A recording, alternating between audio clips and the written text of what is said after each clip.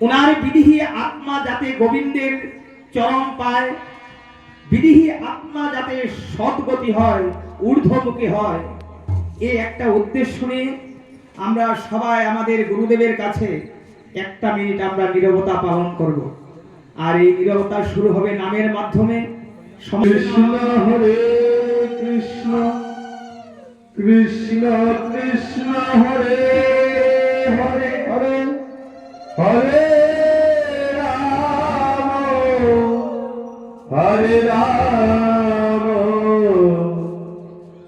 Ram Ram Hare Hare Hare Krishna Hare Krishna Krishna Krishna Hare Hare Hare